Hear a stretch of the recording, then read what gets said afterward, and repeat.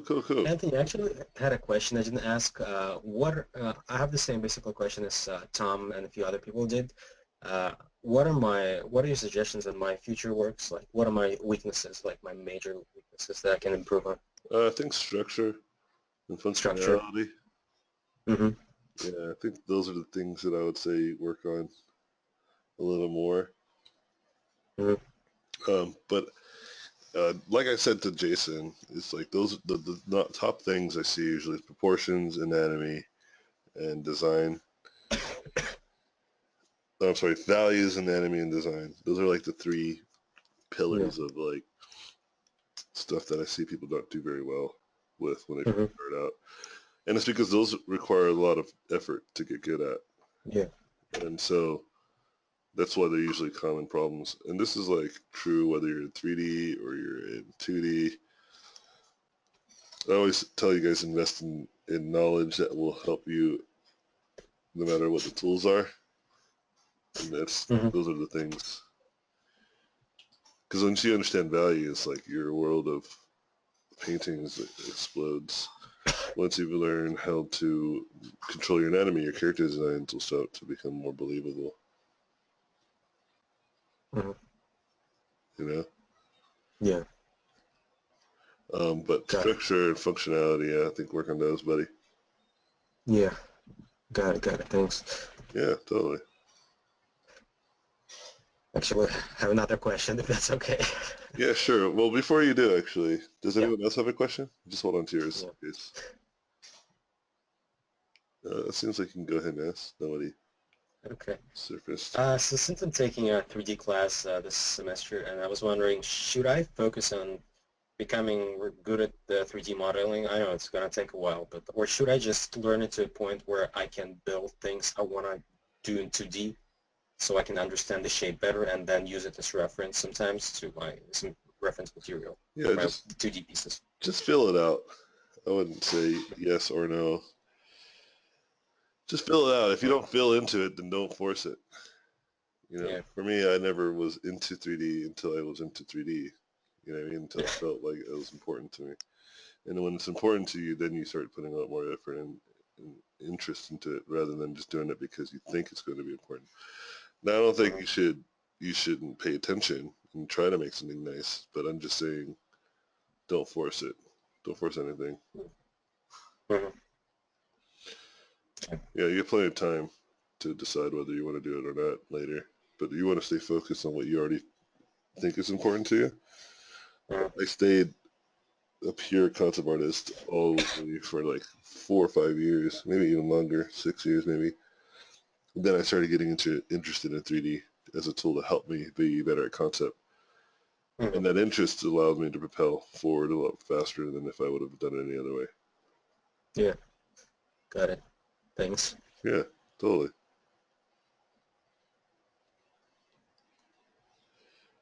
I mean, 3D is getting easier and easier to learn anyway, so it's like, take your time. Mhm. Like, you could like not be interested in it for like 2 years, and then when you come back to it, it's gonna be so easy or so much more easier. Yeah, I'm actually having a lot of fun with it.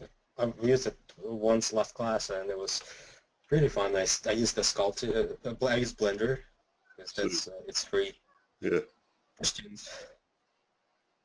It was really actually fun. So I think I'm gonna stick to it and see what I can do, what I yeah, can learn.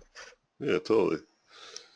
Like I said, just make it natural. Some people end up switching completely over to 3D, and if that's something that happens, then great.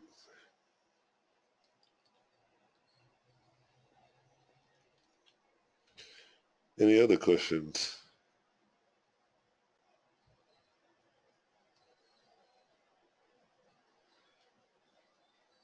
Don't be afraid, guys. It's the last class.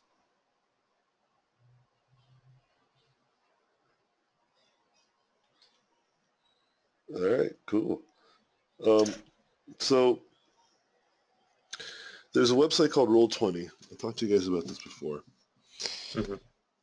and I submitted some stuff already for that site. And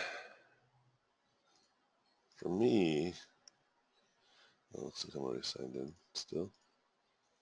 Okay, here you go. Oh, nice. Sold one more. So right now I have 2 packs that I put out there, and I've made almost $100 from those 2 packs, and it's been only 3 weeks. And it seems like the more packs I'll put, the more sales I'll make, obviously.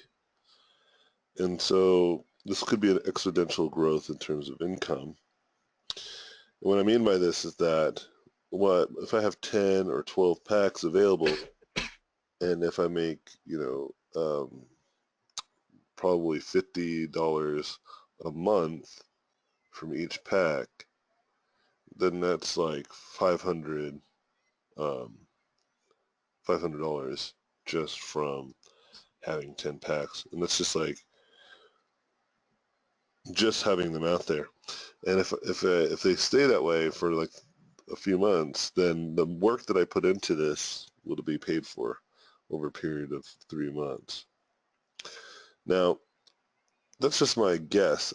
I could be wrong in terms of how much I can make, because there could be a lot more money made, especially if I sell packs that are a little bit more expensive and have a lot more content. I'm going to try that next. Sell something that has a lot of content to it and is a little more pricier. See if there's a value there. But the point I'm trying to make is that there's ways you guys can start making money outside of class or outside of work that is just residual, that just sits there and just makes money on its own once you've done it the first time. And this is what I'm really interested in doing and start to teach people too, because I think there's a lot of value in making money on your own nowadays, and it's totally plausible. Now there's Patreon. Sorry, I'm like half dead right now. There's Patreon. There's Patreon. There's Gumroads.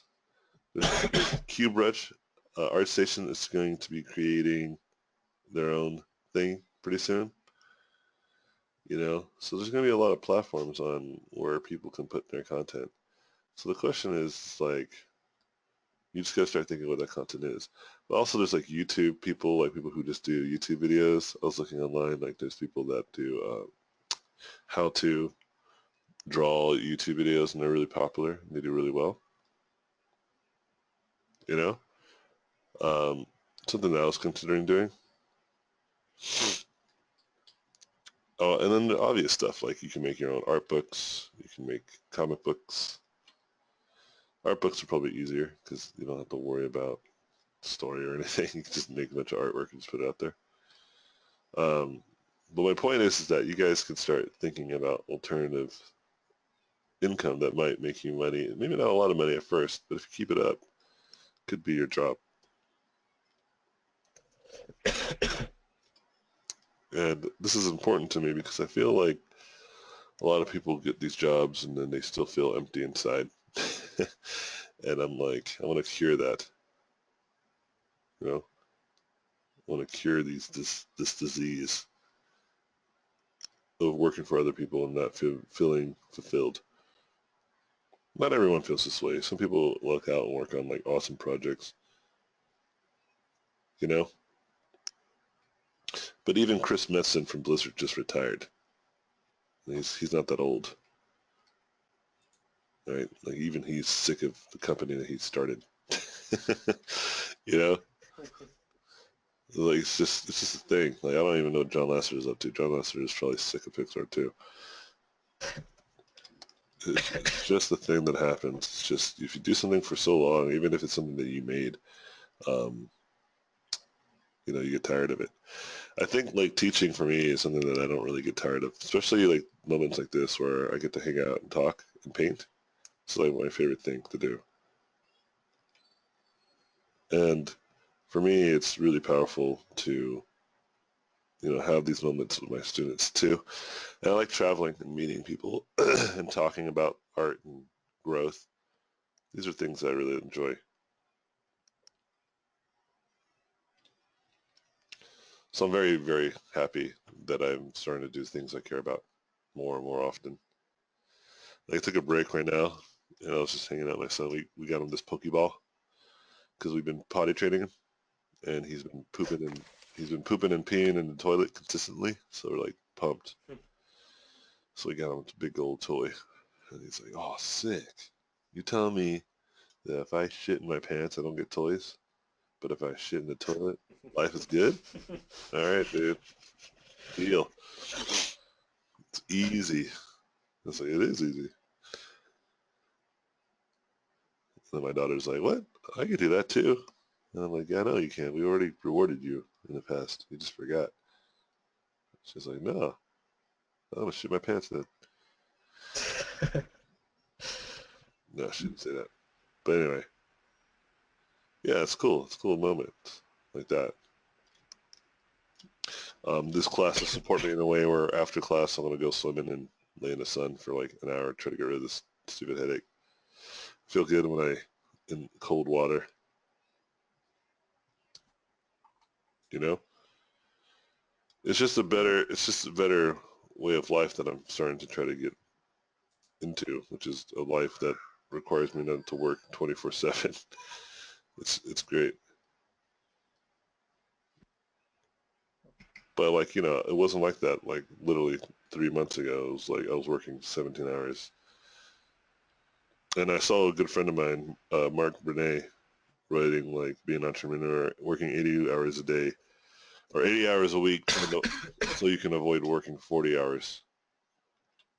And it's like the conundrum of an entrepreneur, right?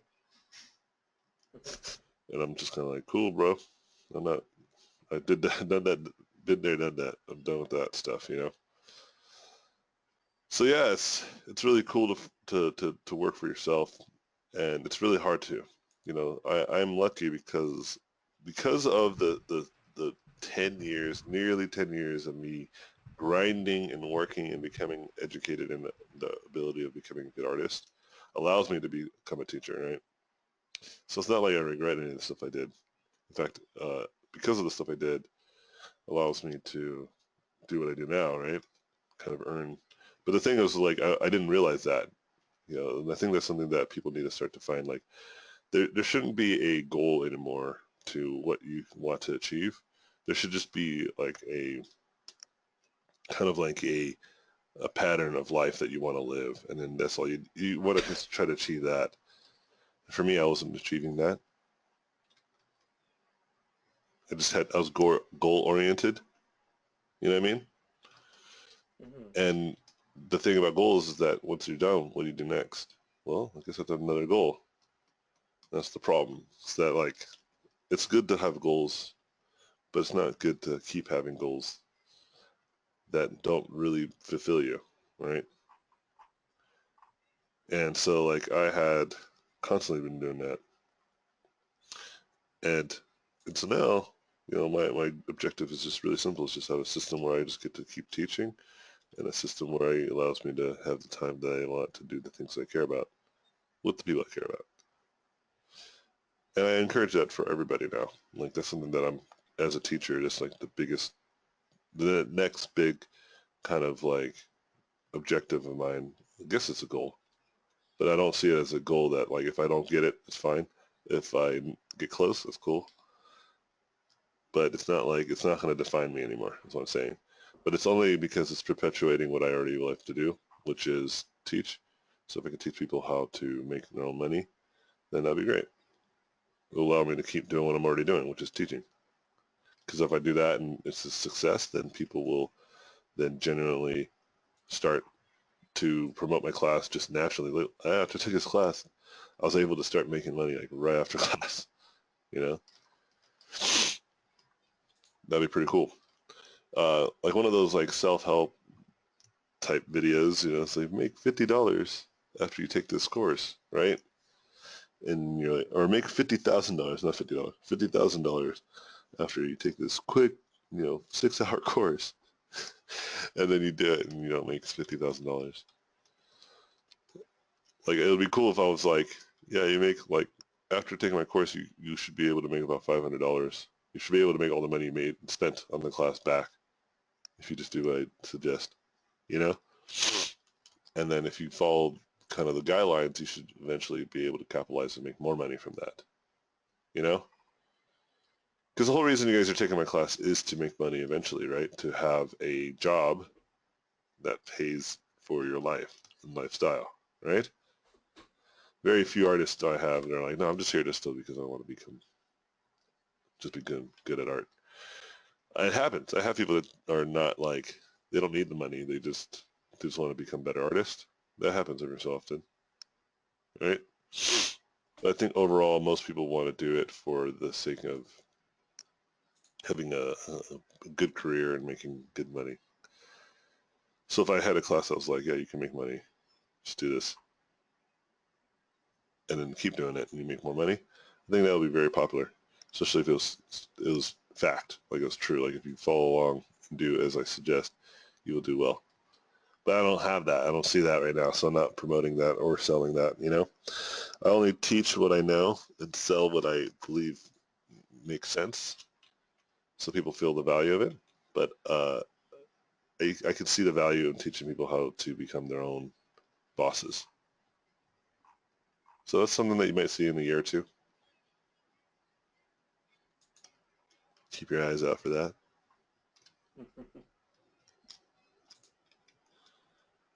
Yeah, but I mean, you don't have to wait for that. You could just start doing it yourself. I mean, I've already promoted what you guys can do, how you can go about it.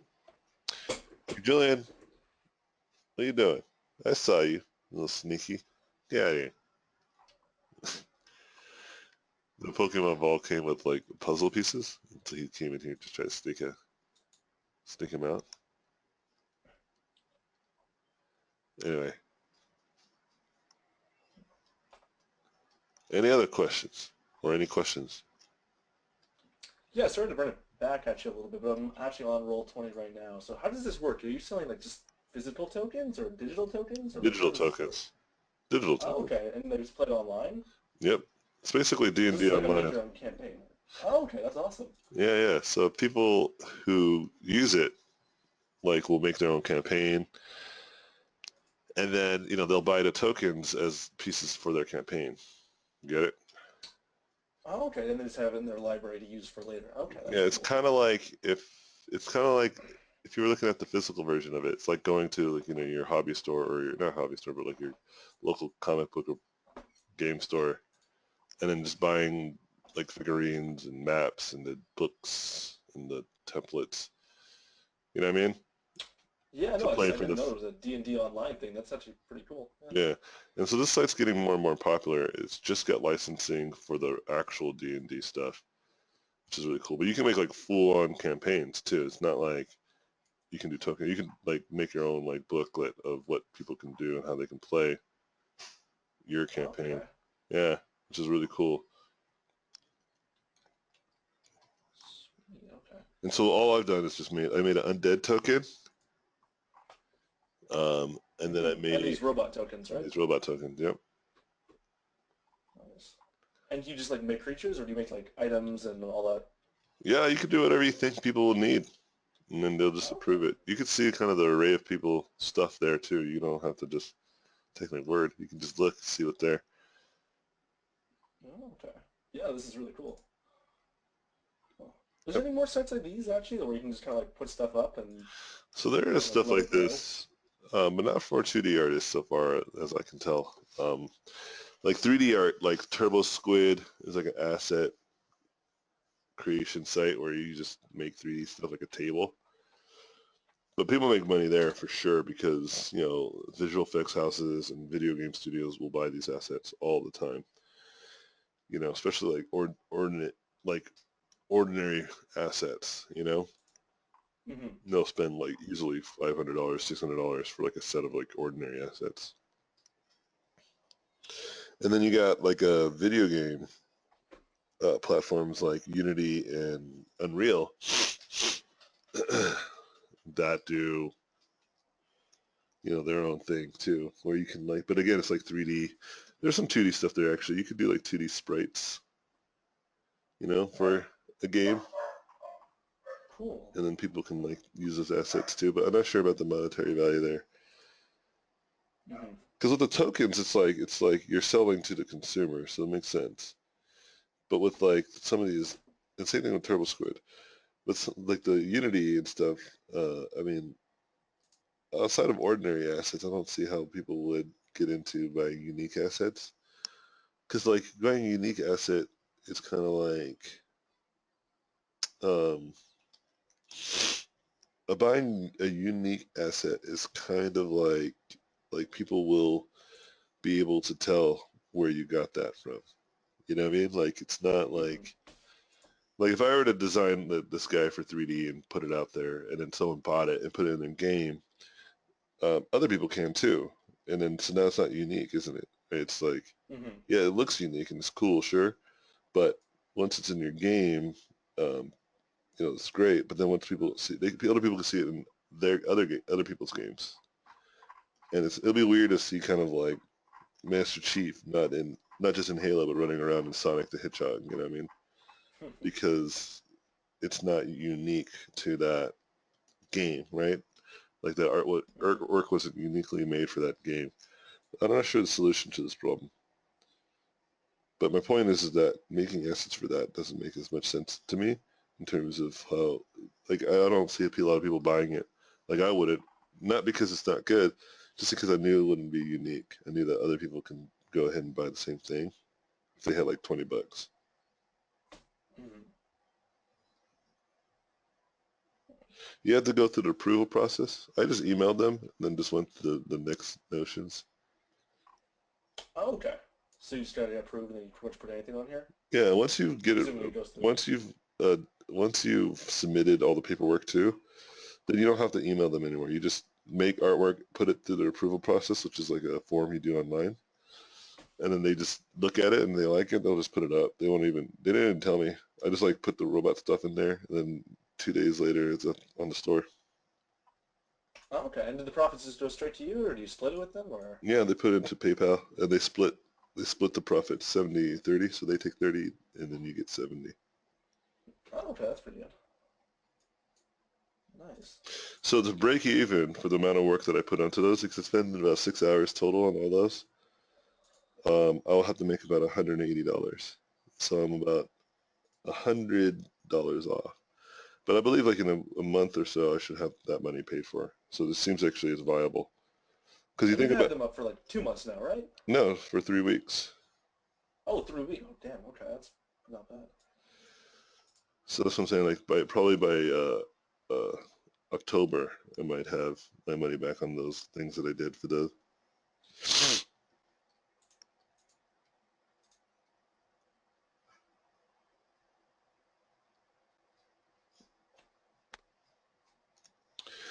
Oh, the price? I don't know. I just look at what they have and what I believe is fair. I felt like, I don't have there's not a lot of assets that they're getting. So I said the minimum is fine. If I could have made it cheaper, I would have. But 4.99 is the cheapest. I would have made it like 2.99 or 3.99 because that's what I felt like it was valued at. But I get it. They need to make their money too.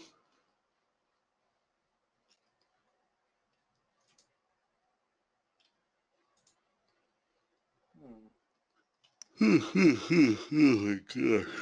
I need to get some water and some coffee. My wife made some coffee before she left. Drop off our daughter. But I'll wait. Any other questions? I mean, here's the thing, guys. Here's some advice. Dig, dig deep. Don't wait for other people to tell you what's available, what's around, what you can do, how you can do it. Obviously, me being here is very helpful because I've been through a lot, right? I've seen a lot of things and I've experienced a lot of stuff throughout my career. So my knowledge is pretty valuable because it's pretty insightful most of the time. Not all the time, but most of the time, right? I get it. But you have to ask yourself this simple question. How did I find out about Roll20? You know what I mean? Like, how did I find out that I got to work on my anatomy? You know what I mean? And without asking me directly, like just think about it. Like, how do you think I did it? What would be the worst case scenario of which Anthony Jones acquired this type of information? And I've answered this before in a class. And what do you think the answer would be?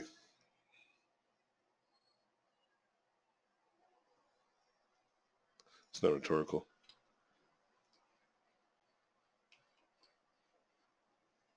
Google. Google. There it is. There it is.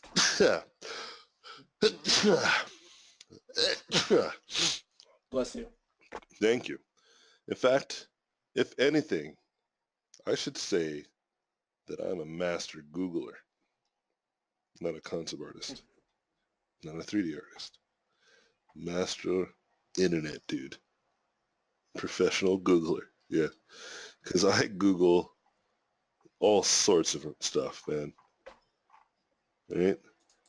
Also, I follow people that have common interests. If your Facebook feed, if you're one of those people that complains about your Facebook, then you're doing Facebook wrong. Okay? If you're complaining about your Facebook, like, oh my gosh, it's a distraction. Oh my gosh, like everyone's talking stupid politics. Oh my gosh, this and that. I'm sick of the people on my Facebook. You're doing it wrong. You know, Facebook has billions of users, and you happen to follow the few that talk about stupid shit. Come on. Get your act together. Okay? Google or Facebook is a super awesome platform if you follow the right types of people, right? If you follow other professional artists, if you follow like interesting topics and news, things that are related to your career. In fact, I'd suggest a lot of you guys go on a purge and just start getting rid of all the stupid stuff. Like stop following Kim Kardashian.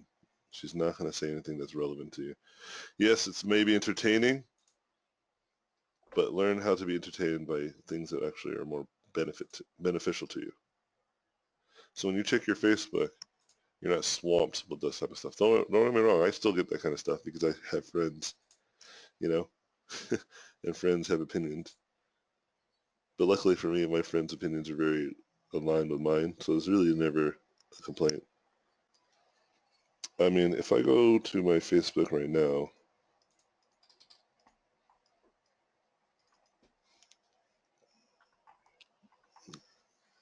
it's usually like artwork. Well, this is interesting. Ew. See, student artwork. Some more student artwork to check on. See, a blue lemon, why understanding color is the key to realism. It's funny stuff, but I just ignore that. More artwork, cool artwork. Reggie Watt, love Reggie Watt stuff. Cool sci-fi stuff. Oh, dude, that's bike helmet stuff. That's pretty cool. You know, it's interesting stuff. Art, funny stuff. I love this GIF.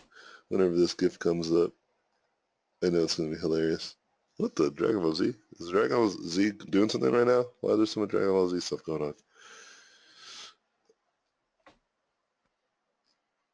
Right? More cool stuff. More cool stuff.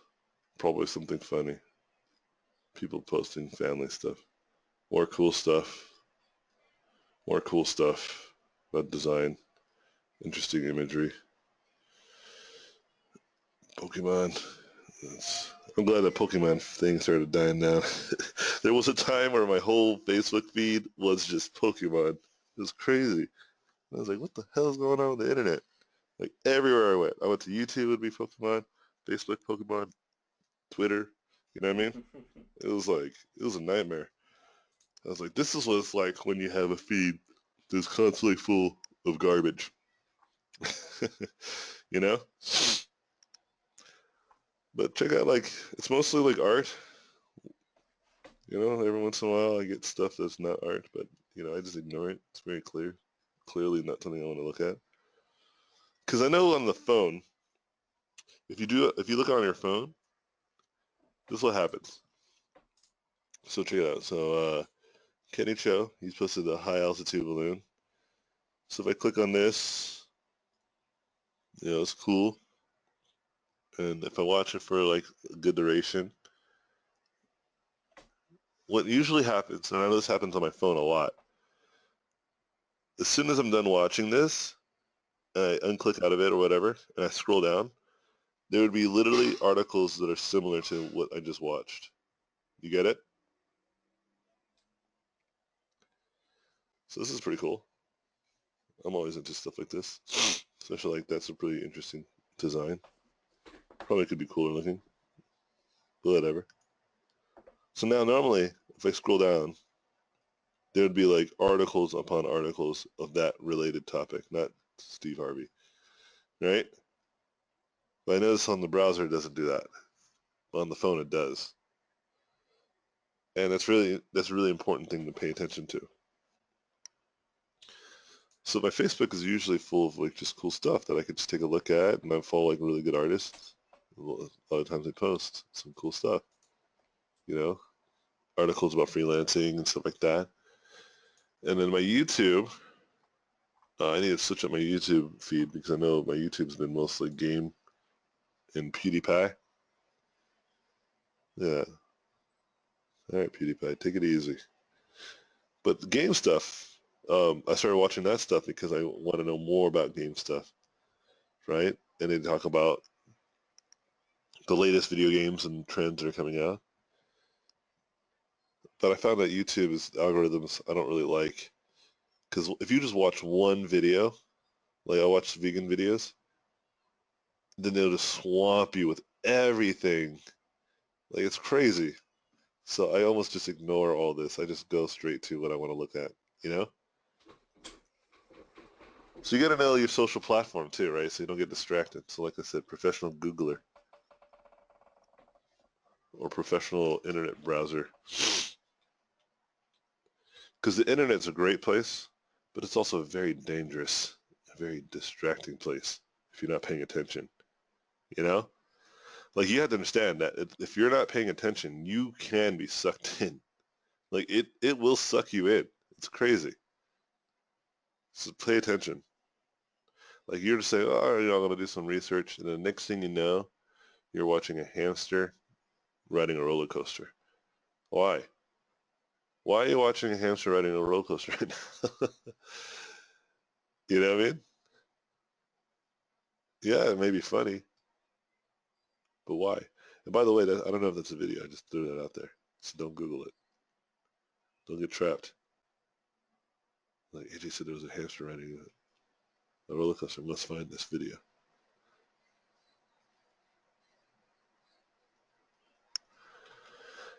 And trust me, everyone is victim to this. I don't know anyone who has internet access on a smartphone that is purely like cured of not getting distracted, you know? Everyone is. So don't feel guilty if you get really sucked into it. Everyone does, including myself. My poison when it comes to internet has nothing to do with the like it usually what gets me stuck is hilarious videos of people like failing. Like there'll be like a 15-minute video.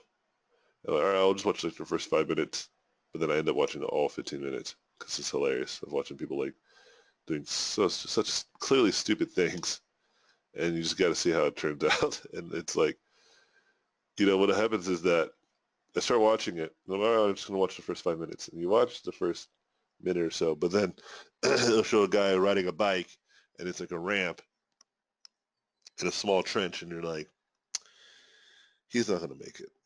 But everything's set up in the first 2 seconds of that video, so you have to kind of well, let's see how it ends. And that whole clip is only like 5 to 10 seconds, so it's not long at all. And the person obviously eats it or whatever, and it's hilarious. And then you're like, the next clip is a lady like hanging off a ledge, and you're like, oh, all right, see how this ends up. And it's the same thing. It's just like, hilarious failures. One video that I got like trapped watching was like this girl who intentionally trips. Have you guys seen that one? It's so funny. So she like intentionally trips and she just walks up to like a crowd of people and just falls, but like it looks like she falls real hard.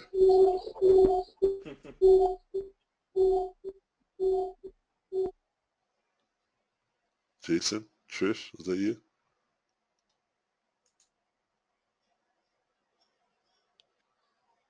Nope. Oh, okay. There's just echo. So the kinds of videos that I don't mind getting trapped into watching are like stuff like Vsauce or ASAP Science, TED Talks. Because at the end, I'm getting some knowledge, right? Something that I like. Half of the things that I say come from those types of things, like the science videos I watch, the TED Talks that I watch. You know what I mean? What's wrong, boo? You got a big old smile? You big old happy boy? You love your new toys? Yeah, I love you, boo. I love you. Um, he's like so happy right now. Just running around with a big old smile with all his toys he got. Um, yeah, I mean, like that type of stuff I don't mind. Even like stuff like Kitchen Nightmares, I've been watching that. That's really cool. Like just to watch the psychology of some of these people. Like some of these people are just so stubborn. Like how do you let someone like Gordon, like Chef Gordon Ramsay, come into your you've signed a contract. You know he's coming. You know what you've seen the TV show before. You know you know that most of the time people are just wrong, right? And he shows up, and you still have the arrogance and the stubbornness to believe that you're right. Like your business is falling apart, your family is falling apart, everything that you care about is falling apart, and he comes in and tells you that, and you're just like, what? You don't know what you're talking about. It just blows my mind. I'm like, how are these people like this naive? You know? All right, boo boo. You need to go potty? You want me to help you? Yeah, hold on just a second. I'm gonna help my son with the potty. Yeah, no worries. All right, I'm back.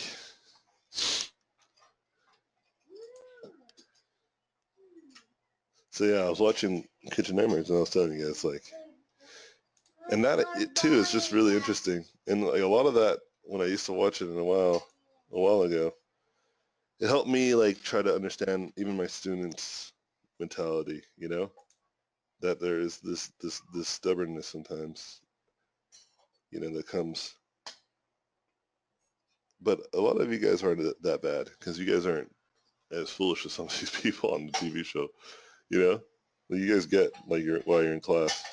This TV show though, I'm just like, why are these people so delusional? Like, what's going on?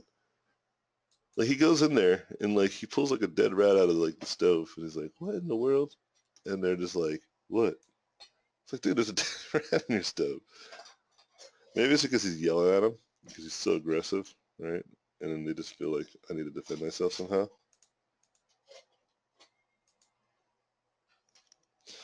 Anyway, yeah, shows like that I don't feel bad about watching. I don't feel bad about watching good TV shows too, because again, that's like culture.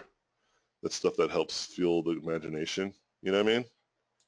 I don't feel bad about playing video games, again, for the same reasons. I only feel bad if I play like 7 hours of video games straight or something like that, like without any, like you play an hour or two a day, it's not that big of a deal, right?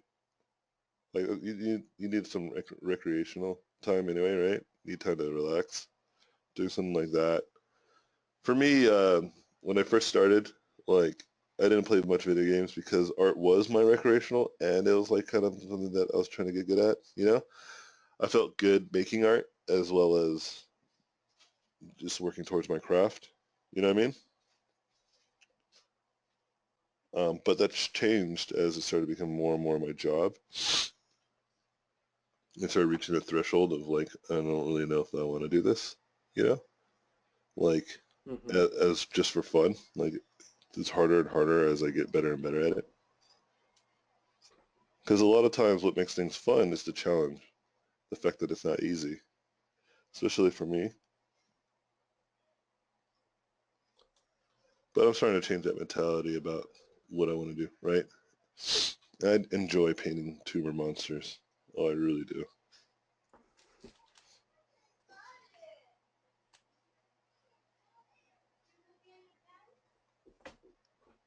hold on, let me talk to my wife. No, he peed on it on accident. You know how his little pee-pee sticks out? But he went, but he just peed a little bit on there. It was my fault. I tried to help him out. Did you serve yourself some coffee or I'm going to serve you back? No, I didn't. You know the other toilet seat, sweetheart? I think the other one's better than the one we take because it's wider. The other toilet? Yeah, other toilet seat. Yeah, because I think it's easier for him to sit on it. But I also saw a Target one that is rubber and the thing for the pee-pee for the boys is higher. Okay. Yeah, because this thing, Let me just go by. because my son's junk points upwards, and so it shoots you in your face if you don't pay attention. Convenient. Yeah, you got my wife once. Sooner, do you want me to serve you coffee? No, not right now. Delilah had another episode but not wanting to. Okay, well, we can talk about it later, baby. I'm still in class. All right. Do you guys have any other questions? See you later, Dennis. Yeah, it was a pleasure, man. Absolute pleasure. Yeah, you were awesome. You did really well. You took feedback very well. I believe everybody in this class is capable of, getting work. It's just the type of work that you can get. I don't think that I don't think any of you guys can potentially get jobs at like super big studios, but I think medium-sized studios for sure. A good one would be like High Res or maybe like even Sucker Punch, I believe, would be a good place. These types of places. But remember, there's also companies out there that you guys have never heard of that are looking for a talent like you. Just keep that in mind. That's why going to events is very powerful because it allows you to find those opportunities. Right? But I think, yeah, Dennis is great. You have a good one. And I'll see you in a different situation, hopefully, whether it's in class or in real life.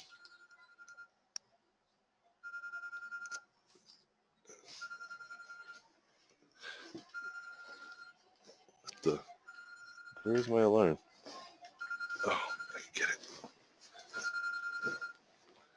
it. Any other questions?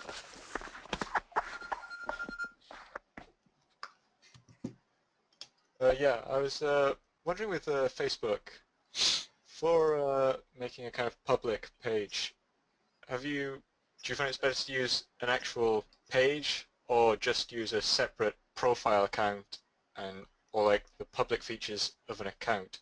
Because I've seen people do both with different functionality. Yeah, I have I'm both. not sure which And I route to go prefer now. I prefer the one that I use the most. So I don't think it matters. I think it's just like there's an advantage if you can use the page because you can promote and do all this fancy stuff, right? And polls and people like your page instead of following it, right? Yeah. But you can do that with a regular profile, except for the paying for, paying for the what you call it. Yeah, promoting. Yeah, the promoting part. So I usually suggest to people just pick one and just stick with it. Build through that platform. Because that's why I don't really use my page that often. It's not because I don't think it's good. It's because like I've built like a genuine audience on my profile page before all the stuff that they had before. The whole page stuff was new. You know, like you used to be able to promote via your profile page.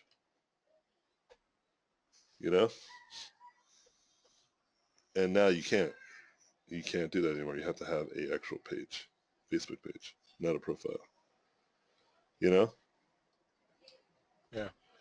And so, for instance, I was doing streams on my page, but I realized that nobody, like barely anybody would show up to that. Like, no, not nobody. 50 people is still a lot of people. Right? But I was like, all right, it's fine. I'll just build into it. I'll build that audience. I'm patient. It wasn't a big deal. It didn't bother me that much. I get it. And then I was like, oh, wait, I can do it on my Facebook, my profile. All right, so I was like, let me do it on my profile instead and see the difference. And my profile, the most I've gotten at one point was 250 people at one time. You see? It's because that audience is just more engaged on my profile because that's the audience that I built over the years, right? Yeah. And so that's why I decided to basically just use my profile exclusively and just use my page sparingly, you know? But the point I'm trying to make is that I use my page constantly. Like I'm always doing something on there. It's back to like what I always say, it's just that consistency and being patient. People just aren't patient. They want to have the results that I got today. And it can happen, but you have to do something very extraordinary for that to happen. So that's one or the other, right? Or both at the same time, right?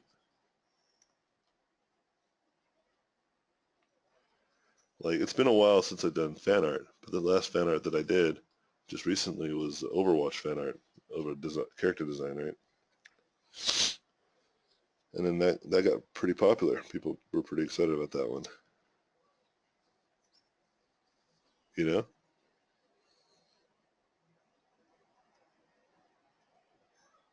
And I'm just going to do a whole series on it and make more versions, and it's going to get even more popular until I have like a whole set of characters, and it's probably going to end up on a popular website somewhere. We're going to talk about it because this is how it works, you know?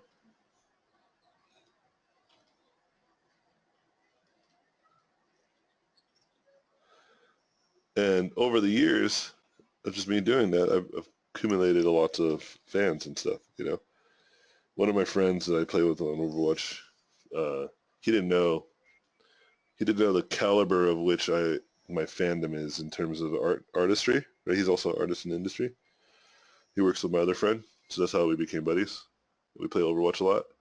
And then I guess he went to go follow me on Instagram, right? And then he was like telling my friend, he's like, holy crap, AJ has like over 50,000 followers on Instagram. And then my buddy Dan's like, yeah, duh. You don't know? Like AJ's like constantly doing like shit on Instagram and Facebook. Like he's like a social beast. He's like, what the? Why do he have so many people? I don't get it. It's like, what do you mean? He posts like hundreds of images, and these are images that people like. And my friend started doing that too. He started taking a page out of what I've told him, because I've been telling him for years too. I was like, dude, you just got to post more. He's like, I don't get it. Like, I don't get what's going on. So I got to work, but nobody's like seeing my. I was like, gotta just post more, bro. Like you do have the work. You're right. Your work's great, but nobody knows who the hell you are. You know. And so then he was in a crossroads in his life, so he started to do what I suggested years ago. Years ago. And he started posting more on ArtStation. And literally the day after he posted, he got an offer to work at Amazon as a senior environment artist. You know? And he was just like, holy shoot. Yeah, I'm gonna start posting more often. I was like, yeah, dude. I was like, do you know Tyson Murphy? Do you guys know Tyson Murphy? I'm sure you do, even if you didn't realize you did.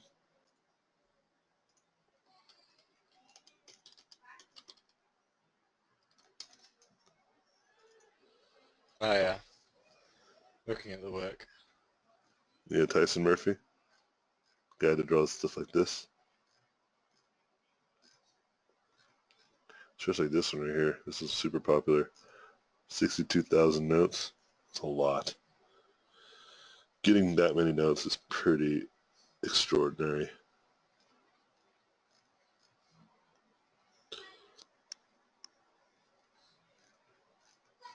Anyway, Tyson posts a lot. My point. And so he's very popular, even amongst people that do more realistic artwork, you know? Think about like all your favorite artists in general. and their presence online and the amount of artwork that they have online, you start to see a pattern. Not all of them, obviously. You'll have the eventual ones that just post like once or twice a year, you know? But when they do, it's like incredible. But think about like someone like Craig Mullins. You guys know Craig Mullins? He's one of those people that posts like once 1,000 years or something like that, right? Like a rare surfacing. But the reason why he's so popular is like because he's like one of the original concept artists, right? Think about someone like Scott Robertson. Again, just like one of the original OG people. Just the amount of artwork that was posted by him and the videos and the you know, design studio press, all that stuff that he did, you know what I mean? Adds to his reputation. So it's very important to build that audience however you need to, but also do it, you know, also do it with like, you know, some class and just be consistent.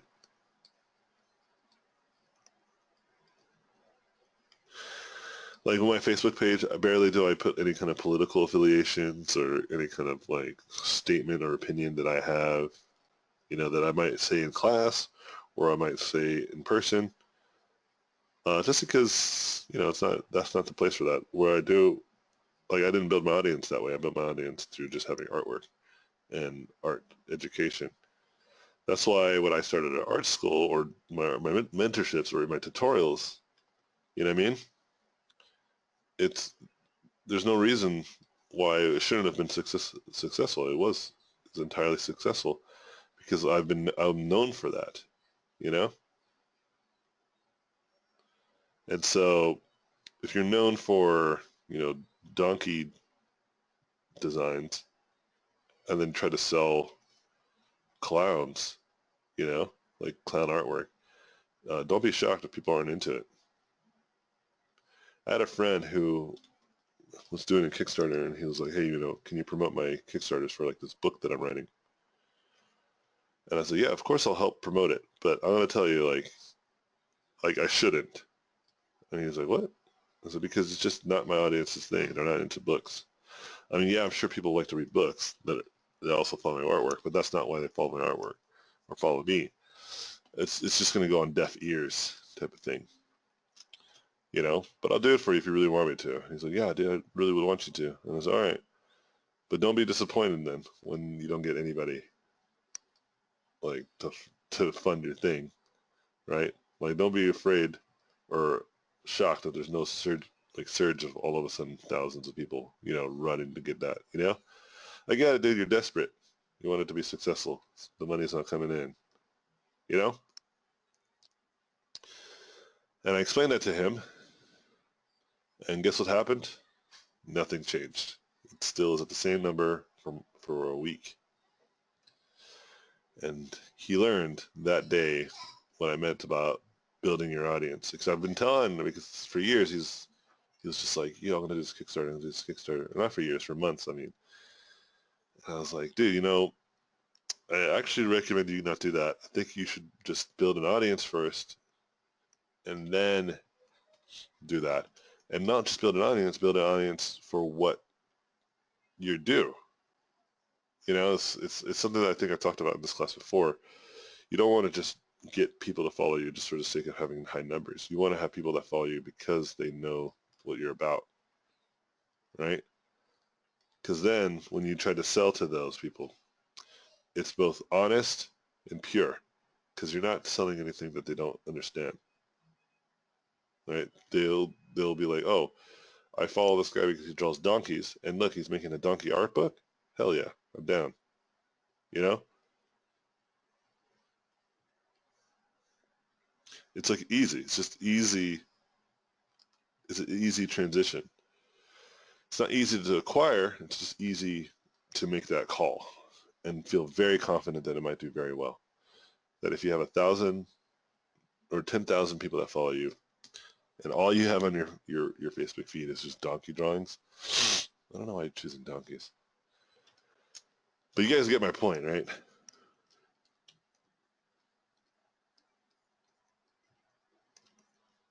Because a lot of people don't understand this. They look at the numbers and they think numbers is what you want. It's like, no, you don't want numbers. You want quality of numbers. You want the numbers to mean something.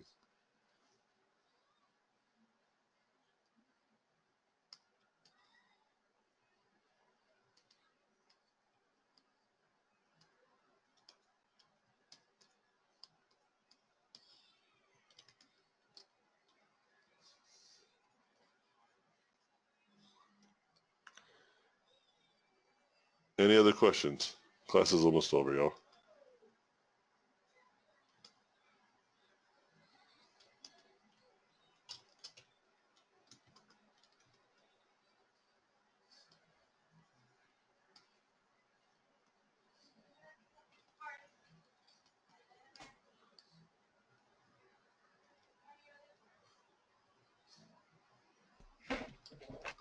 I had a question. Yeah, go for it. Um, I don't know, like, how everyone grew up here, but has anyone ever experienced where, like, well, in my case, I'm like the oldest in the family, and choosing art as a career has been like complete no-no for them. And I just wondered if anyone has dealt with that, and I don't know, I told my family a million times what I'm doing, but still the same thing, like, oh, you should become a nurse. That's a real job. I hate it. Yeah, It's never ending, and also our Canadian Thanksgiving is kind of soon, so I know the same thing is going to gotcha. go on and on again, and like how I got I you. don't have an industry job, and like how long it's going to take. Like, oh. I got you. I got you. So what is your normal, like, how do you usually normally argue against your family about this? Because I can give you some ammunition that will shut them up. That it is a legit job. People make a lot of money from this, but to them, like an art job is like you're going to take the starving artist route. Yeah. Artists don't make money. What kind of examples are you usually going to give them? Oh, I show concept art and concept art designers, but they think it's weird because like it's not real, but like real art is when you draw like I don't know, like a fishing boat or something. Like that's real art. Like oh Gotcha. my god, Okay. quality So art. here's what you're gonna do. Here's what you're gonna do next time you're in your Canadian Thanksgiving. This is what you're gonna do. You bring it up, all right? Or you bring it up, or whatever. Well, it's gonna be brought up. Everyone's always asking, Yeah. "What you doing?" Yeah. Yeah, I get that. Okay. So what you say to them is that art is a real job, and you say it's very naive of you to believe that it's not. Everybody's trying to be nurses. Not everybody's trying to be a artist, right? And there's actually more opportunities to make a lot more money and do well as an artist than it is to be a nurse, right? Yeah. I mean, that's just what the schools tell you to do. They tell you to be a nurse or a doctor or an engineer or what have you. Mhm. And there's nothing wrong with those jobs. If you love those jobs, then do them. You know? But here's the thing you should say. But think about this, family. Why did you buy that T-shirt? You know, why did you buy that car? Why did you buy those shoes? Why did you watch that movie? Why did you play those video games? Why did you spend money on all these things? You know, why did you choose these apartments or this house? You know, why did you choose these plates, this table? Why did you know um, what poster you wanted to put on these walls? Or why did you go on Amazon and buy this toaster instead of that toaster? Right? Mhm. To think that the art is not a job is to think that the world is not designed. That means you're just doing this because you know what you're doing. That you're choosing to do this, and the reality is you're not. That's what artists do. Artists make you choose to go watch that movie. Artists make you choose to buy that toaster over that toaster. You understand? You get what I'm saying? Mhm. Yeah. When you watch that advertisement of people eating that sandwich, and all of a sudden you have the urge to eat a sandwich, that's not you. That's the advertisement company You know, that's the art. You know, Yeah. and there's art everywhere. Without art, we wouldn't have half the things that we have. You know, art also has great implications of uh, um, creating imaginations to those who are much smarter than all of us, like the scientists of the world. Some scientists became scientists because they watched Star Trek. You know, some scientists became scientists because they saw Star Wars. You know, Yeah. and this is something. This is a what you're doing. You know, and for you specifically, you're the one that's going to be in charge of why people want to play video game or play those video games or watch those movies.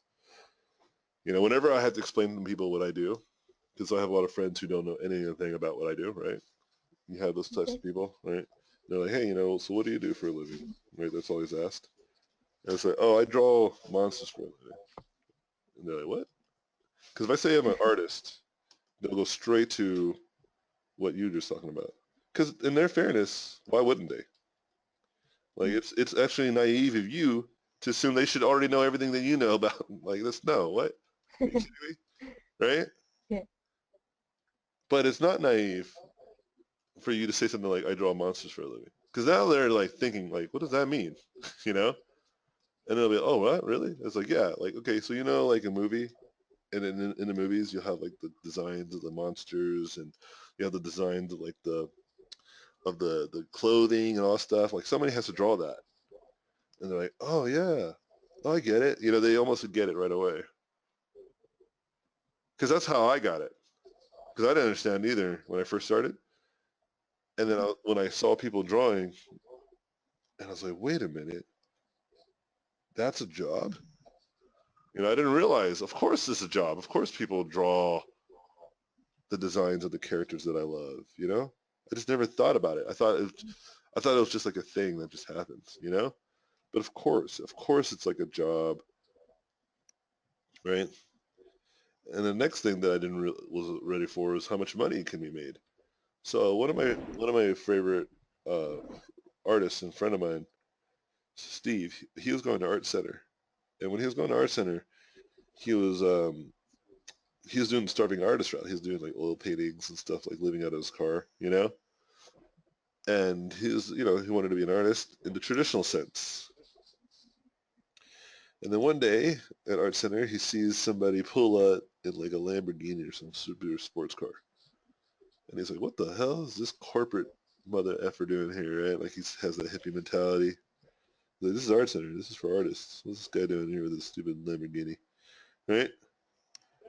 And he was talking to his friend about it. He's like, what's this guy about, you know? And he's like, oh, he's one of the instructors here. And he's like, wait, what? What do you mean instructor? He's like, oh, he teaches entertainment design. He teaches for movies. And he's like, movies? Wait, movies have art? And he's like, yeah, like all the monsters and stuff. He's like, wait a minute. So you're telling me that I can work in the movie industry and I can draw monsters and shit? That's pretty much the same reaction I had, right? And then he basically just switched majors right there and then, you know? And now he drives a Lamborghini. Well, he doesn't drive a Lamborghini.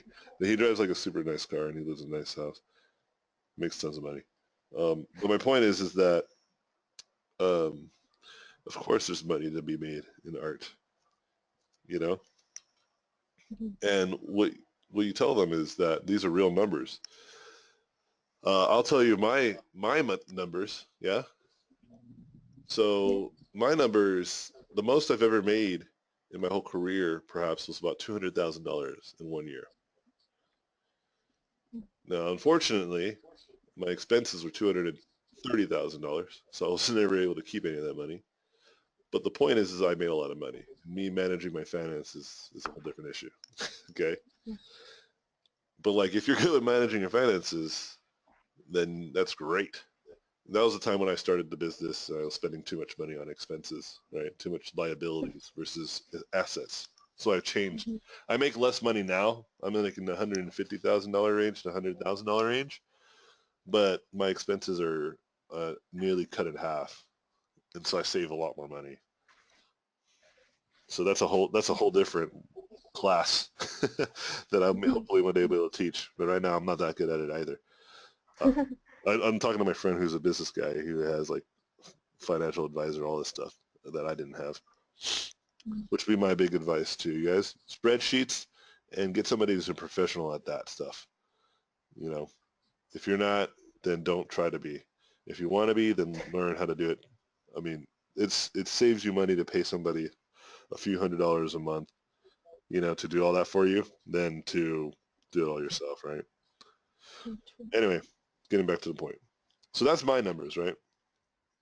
The lowest I've ever made was $45,000. It was my first job that I ever got. It was at a small studio. But that's still a lot of money. That's more than I think some nurses make, or all nurses. I don't know. Yeah, that's a lot of money still, okay? Like, I knew that because I had friends who graduated from college, like 4-year colleges, and they were barely making 30. And I was like, 45? Dude, I'm rich.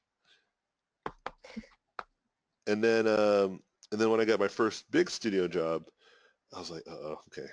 How do I ask for money in this situation, right? I'm a fraud. I'm not that good, but they think that I'm good. All right. So I'll ask for 65,000. Yeah, that's fine. 70? No, you said 65. Damn it. All right. You asked for too little when they're just like, cool. There's like no negotiation. You're like, oh man. And so then my second job that I took after that, my second pro job that I took after, I asked for 80,000 and they gave it to me right away. And that's when I realized I could ask for a lot more. I didn't realize. Yeah, so then that's when I started asking for 100,000 and people were started saying, well, maybe not, you know? Yeah. But yeah, like my fourth job, I was almost in double digits or 6 digits, you know?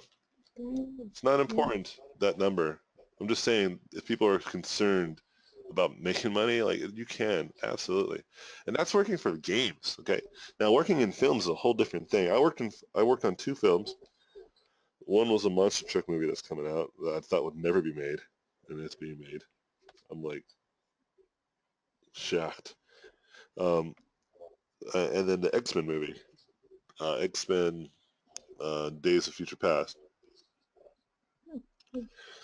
And when I worked on both of these films, I was able to ask for $4,000 a week. But I only worked on there for like a month, most for the X-Men movie, a month at the most. And then for the monster truck movie, I worked on that for like a month and a half. Working in films is short-lived. You don't work for very long. That's the caveat, even though you get paid a lot more. But if you're like someone like Mache or some of these people who work in the film industry every day, you know, then you're making that kind of money, you know, on a daily. You know what I mean? Yeah. And I had met somebody that was making $20,000 a week on films. Yeah, that's crazy. That's a lot of money. So making money in the entertainment industry, that's not a joke, man. You absolutely can make tons of money. You know? That is... I bet it's just part of my family. They just want to see proof, probably. That's what they're getting at. Yeah. So just tell them that there's proof. Your instructor told you the numbers that he was making. He told you the numbers that he sees systematically through the industry. Like if you want some averages, like how much people make on average as a concept artist, in the game industry, you can count around $60,000 on average. That's like a minimum. Okay? This is like if you work at a reasonable studio. And I'm not saying like Blizzard or anything like that. I'm talking about like even like a small studio, right? That has some money. In the film industry, it gets up to 100,000 if that's something you do, but it's much harder to get into the film industry.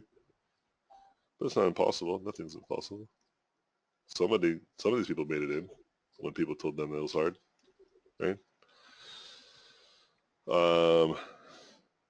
I think any other industry like illustration, like you get into the $50,000 and $60,000 as well. But that's changing because the board game industry is growing, right? becoming an educator, like once you've done it, you can make tons of money. Because now that's the whole 150,000 to 200,000 is because of education, right? Because you can just do the math. Like, it's not hidden. You can just do the math. I have 2 classes, right? And I have 10 students total, right? For each class. So one class at the most is about $4,500, right? Times that by 2, it's about $9,000, right? And then what you call it? Um, Gunroad takes their cut, which is like I think it was like $400, which is like not that much. That's just from me teaching. I make that minimum a month. You know, it's not like I said, it's not hidden. Like you just do the math. Okay, if my classes sell out, that's how much money I make, right? But then my gun roads, the actual tutorials, I make like minimum. If I don't do anything, I make a minimum of $2,000. If I don't make any new videos, just minimum $2,000 a month, right?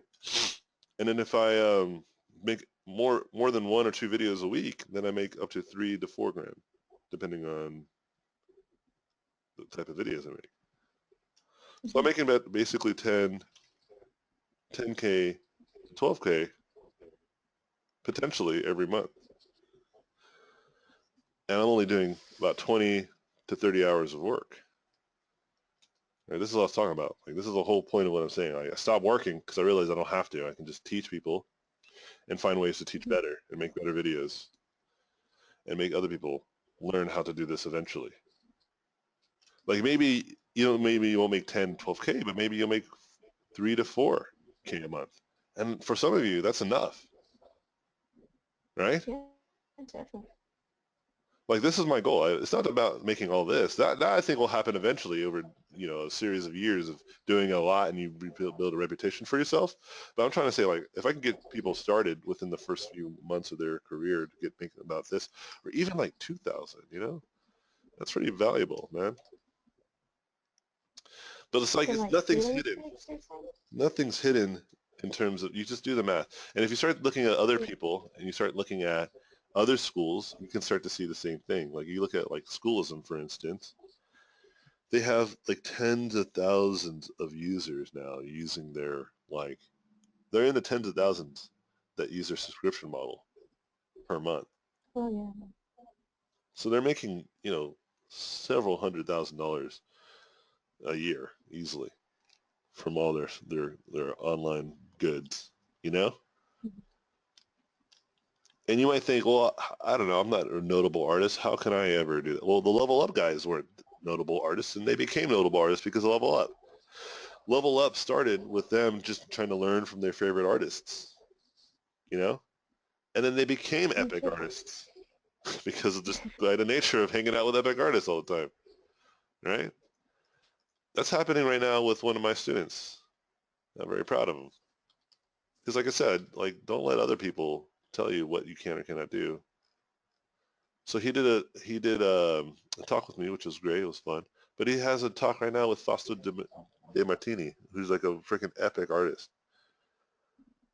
Right? And then he had Glauco, another artist sales from Naughty Dog, do a talk. You know?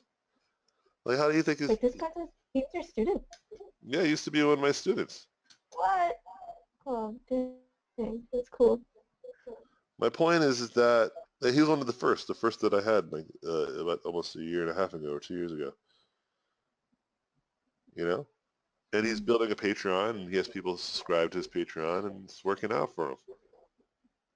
It's starting to grow, and again, like you look at Ross Tran, like Ross just came out of nowhere. Like, why wait for people to start caring about your stuff? Why don't you just start doing something, even if it starts small? Like I said, it doesn't have to be epic. Just start, and then you'll see what it could become as it grows on its own. So getting back to the whole point about making money, like there's tons of money to be made as both the artist for video games, artist as for film, or art instructor, which a lot of people are starting to do because they see the validity of that income. But a lot of people don't love it. They just do it because they say, oh, I can make a lot of money teaching, you know? And that's why I think some of them fall flat a little bit and stop doing it, right? Like where I've been doing it literally for almost 6 years, just teaching like almost nonstop.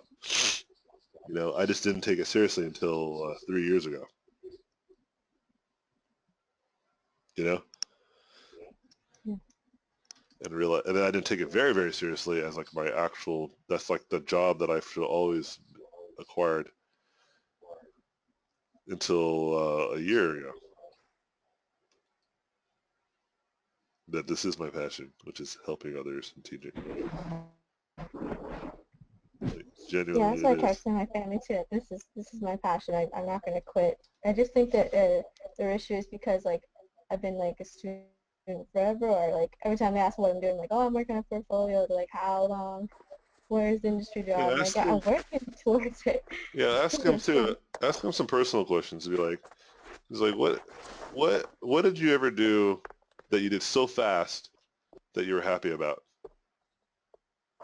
You know, like you were in such a hurry to do, and then you, Yeah. when you were there, you were happy.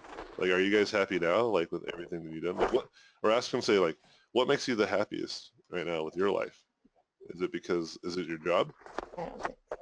And if they say no, then say, well, then, so just, is that what you want from me? You want me to not be happy with my job and hopefully live vicariously through my children?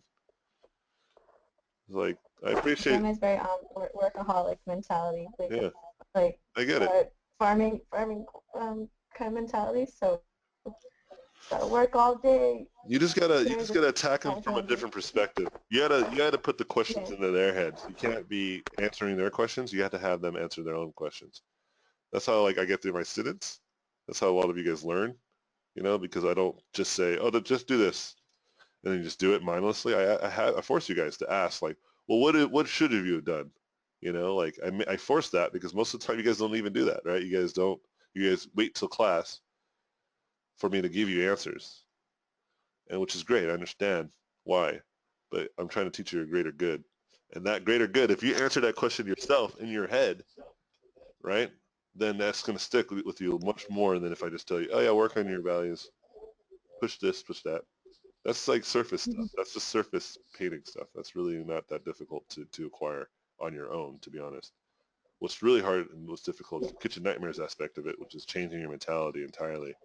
Because if you don't change your patterns, then nothing's going to change after class, right? You're just going to leave class wanting to take another class from, you know, from me or from some other instructor with that feeling that you don't know what you're doing wrong.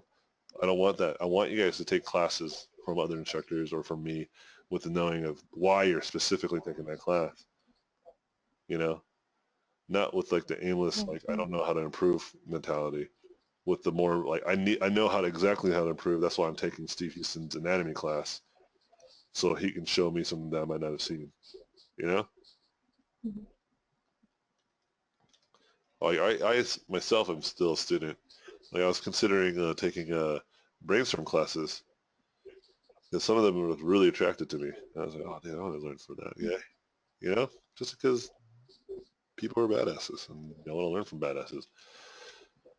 So yeah, you got to put the questions into your parents' head so to be like, or your family's head and be like, look, like who here is happy with what they do? You know, like truly happy. Like, are you really happy doing that thing? You know, or maybe not ask them that way. That's not probably the best approach. I would say something like, what makes you happy? Like, what is the best thing? What is your favorite thing that you want, like you do in your life? Like, ask them those types of things, you know, Mhm. and then see what they like answer with. Like, listen to them too. You know, listen to their answers, and then use those answers to try to gauge how you could give them perspective about you. Right? Mhm. Try to understand their sentiment too. Like, try to say, I get it. I understand why you're confused. You don't get aggressive, right? Don't get upset because that only fuels more upsetness, right? And arguments. Like try to empathize with people that don't understand, but try to make them empathize with what they don't understand, you know, like and try to explain it Yeah. to them. So for me, like my parents are that way. I have Asian parents too, so I get it.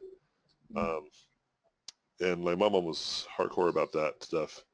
And I said, I explained to her, I was like, that's all right. I'm just going to do it anyway. Appreciate your concern. And, and then like, it didn't help because I had stuff in my past where I would always try to do something and I didn't finish doing it, whether that was a music thing or some other kind of thing that I did. I forget exactly. But I get it. I understood their complaint, is what I'm trying to say. Like, it's not delusional. I get it. Like you have to understand from their perspective that they don't know anything about it, and they're just going to gauge it on gut. So it's your job to educate them. And so when I got my first job, my mom was like, "What? Height?" And then when I worked at Blizzard, I think that was like the first time that my dad got it too. My dad was like, "What the?" Because he loves Blizzard games. Oh, nice. He's played all of them. Like I love Blizzard because of my dad. My first game I ever played was Diablo. Right, and I was like 10 years old. My dad's like, "You're too young to play this." And I was like, "What?" He's like, "Yeah, you don't. It's too complicated. You will never get it." And I'm like, "Oh man!" And then when he was gone one day, I like logged in, and jumped on, and I was playing it, and I was like, "Dude, it's just point and click. What the hell is he talking about? Super easy."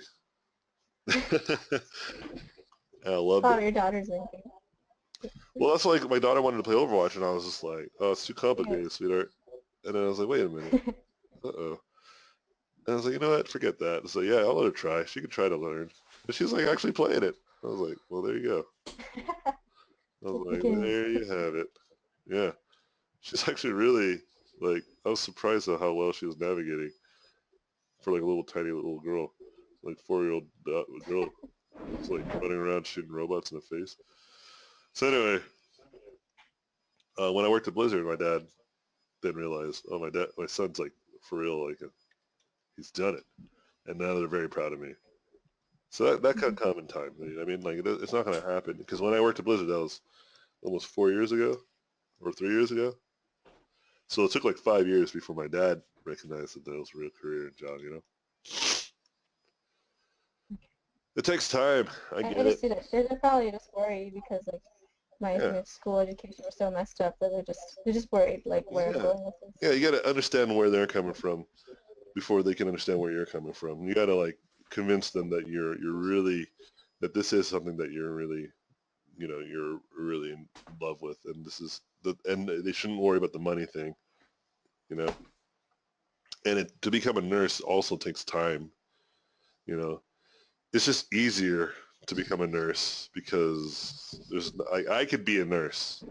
You know what I mean? Like literally, like I could probably spend like several months of training and then become a nurse. It's not that difficult. Yeah.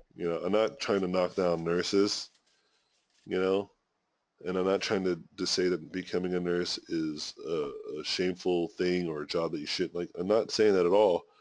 I'm just saying that it's not a very difficult job to acquire because of the skills that are Mm-hmm. required of it. When I was in school, high school, I took a work experience class, and I had to be I was an assistant nurse to this nurse, and like on my second week of being there, I was drawing blood from patients. I thought it was a lot more complicated. It wasn't. Just stick a needle in there. It's not that difficult. I learned about both types of needles, how to get in there, and it's just like, oh, okay, you know. And obviously, becoming a doctor, there's a lot more money there, but there's a lot more school because becoming a doctor is obviously a lot more difficult. Yeah. So just say to your parents, like, yes, the job might be easier to get, but I'd rather just get like a job where I can work part-time, make some money, um, and then just work on my craft. So that way I have money and also I have time versus like having a full-time job and come home I'm tired, I don't have any time and I'm just exhausted. It's like, you don't want to have to work for a living. You want to just, make stuff and then that also fulfills you in terms of Yeah. um, Yeah. your goals and in terms of your income. And it's hard to do. You just got to be patient with you. That's all. That's all I ask for. Like, guys, just be patient. It's Yeah. coming. Yeah. There's plenty of examples that you can point at.